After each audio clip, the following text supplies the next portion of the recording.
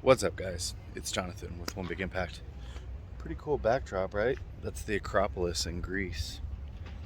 Some ancient Greek stuff. Mary Heberling requested a video, and the video was how to control emotional eating and depression and stuff like that. Well, Boo passed away, my son, 3 years ago, almost to the day. Um, and let's just say I kind of put meal prep and eating on the back burner because I've been dealing with a lot of emotions from that. And my weight has come up, partially due to powerlifting, but let's be honest, partially due to me not focusing on restricting everything and really dealing with what I was supposed to be doing. I've turned a new leaf on this trip and realized that I really want to start treating myself better and start eating a proper, more balanced meal plan and eating more fresh foods and stuff like that. This trip has really made me focus on that and my own physical exercise and physical health and stuff. Um, one of the hardest things I think for me has been finding comfort in something. It's hard to know what it's like to go through something difficult when you're not that person. You may be experiencing something like the loss of a job or the loss of a significant other or the loss of a friend, and that's really difficult. All of us tend to cope with things in a different way. Unfortunately, some of us go to food for comfort because we don't have anything else.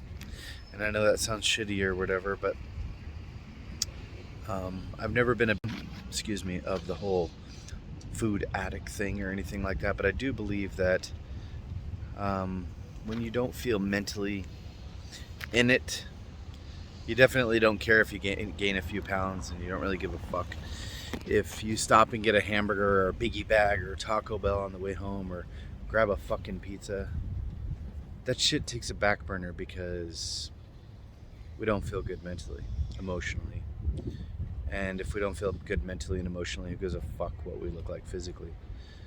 Um, our own mental state is a direct reflection of how we feel emotionally, and our own physical state is a good direct reflection of what we look like on the outside versus the inside. So I think a lot of the times we really do need to buckle down and figure out what's really going on inside. I know for me, it's not just the loss of my son, it's all of the stuff I piled on myself afterwards.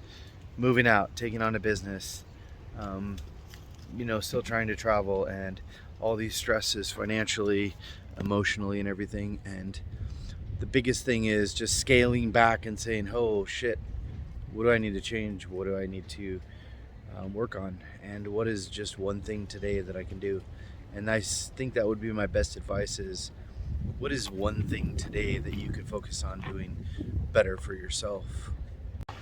Is it something maybe physically that you could do, or is it maybe something, maybe you need to see a counselor or talk to somebody about it, or read books on grief or loss, or um, get a friend.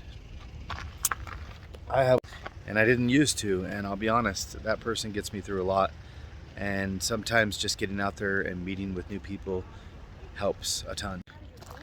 I only have a few seconds left, but one of the biggest things that I've noticed with my personal self is I tend to be content with being alone. I don't always think that's the best option. And in a society where we're constantly being stuck on our devices and being more antisocial each and every single day, I think one of the most beneficial things is to get out there and actually work on being around people on a more regular basis.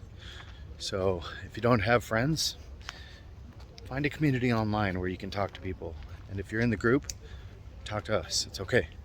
And don't keep it all bottled up. We think we're a lot more hardcore than we are, and it helps to just get out there and talk. Have a beautiful day.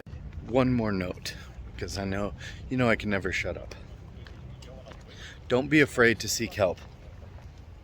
If you need to talk to a psychiatrist about, possibly getting on medication because your depression or emotional eating is out of control, or you need to talk to a counselor, that's not embarrassing.